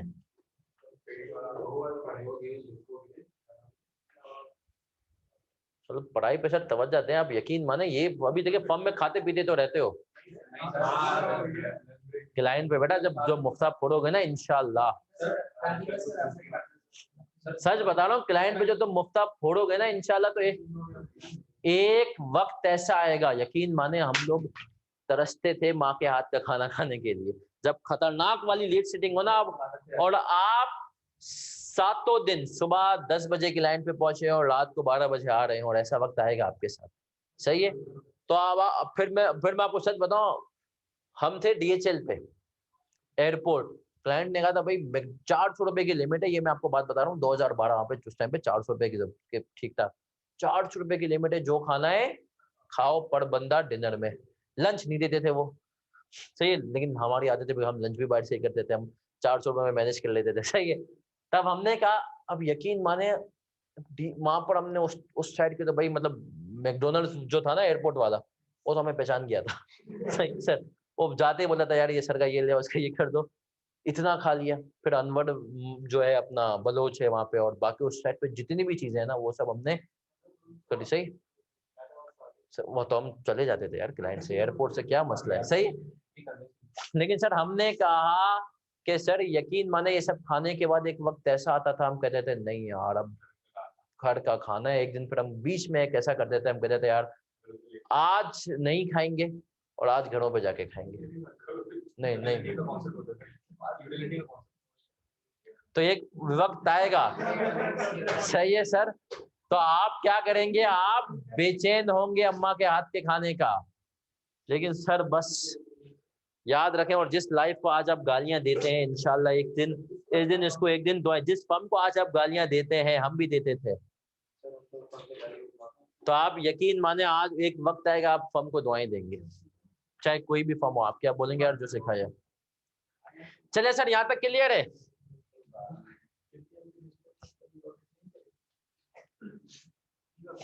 आए सर आगे बढ़े।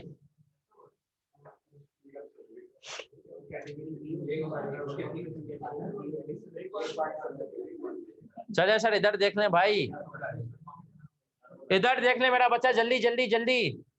ये कर लिया कॉपी, अब अगर यहाँ पर सर मैं आखिरी रिक्वायरमेंट चेंज कर देता और मैं कह देता आफ्टर इम्पेयरमेंट रिकवरेबल अमाउंट कितना हो गया 5,500, तो मुझे अब बता दो क्या इम्पेयर फिगर जाएंगे।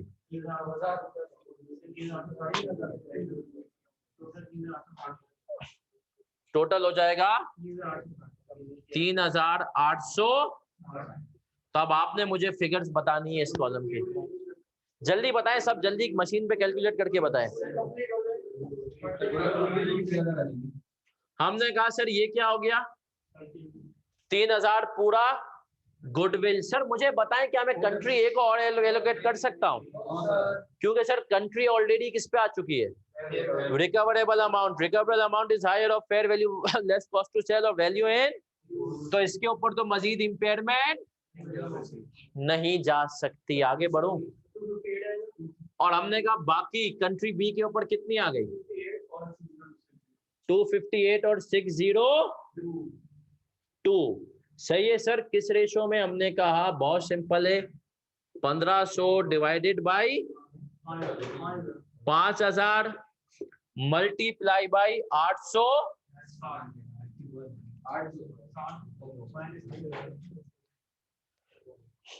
तो सर ये कॉन्सेप्ट कौन सा हो गया? अगर goodwill not allocable to multiple CGUs, तो सर हमने क्या किया, हमने कहा फिर एक जो सीजीयू अफेक्ट हो चुका है वो बेचारा पहले ही शहीद हो चुका है, गुडविल पूरी खत्म हुई, और जो रिमेनिंग है बाकी क्या होगा, बाकी 2 सीजीयू शेयर करेंगे, है ना सर? तो सर अब हमने एक गुडविल देख लिया, बस एक इसका एक आखिरी कॉन्सेप्ट है, उसके बाद हम खतरनाक वाले पास पेपर्स कर सकेंगे। नहीं नहीं, एक आखिरी कॉन्सेप्ट की बेस तो अभी बनेगी, हो सका तो उसका एक सवाल भी कर लेंगे छोटा सा।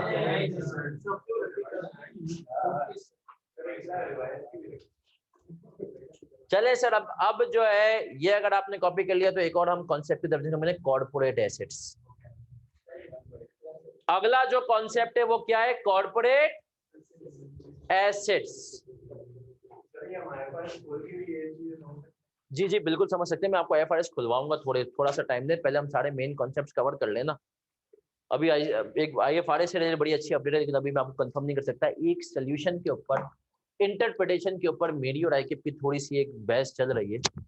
आईकेप के कुछ लोग हैं वो एक चीज की इंटरप्रिटेशन कुछ ले रहे हैं और मैं कुछ ले रहा हूँ, सही है, और बाकी टीचर्स के साथ भी मैंने डिस्कस किया तो वो भी मेरी वाली इंटरप्रिटेशन पे ही ज्यादा सहमत हैं।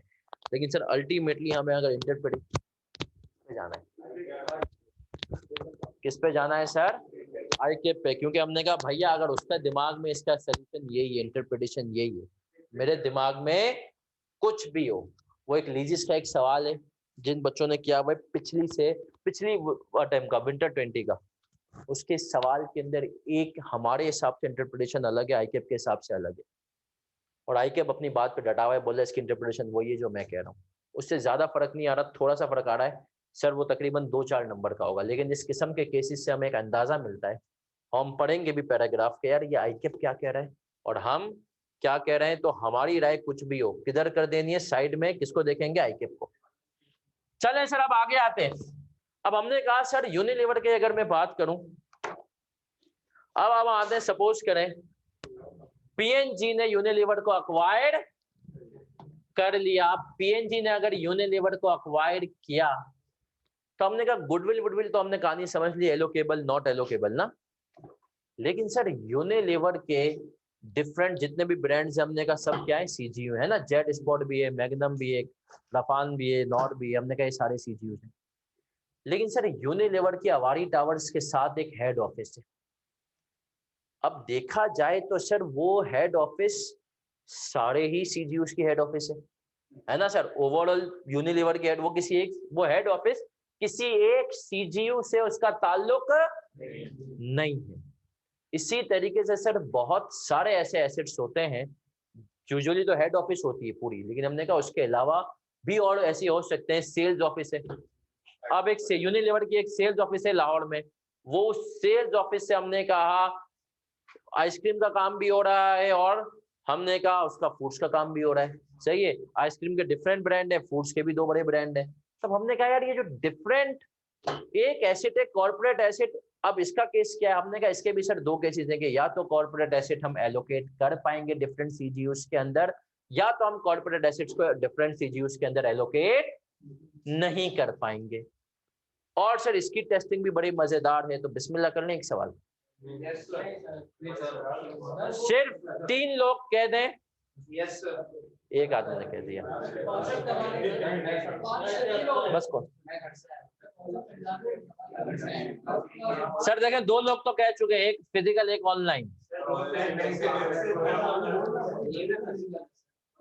तो इसका तो कह रहा हूँ दोनों भी क्या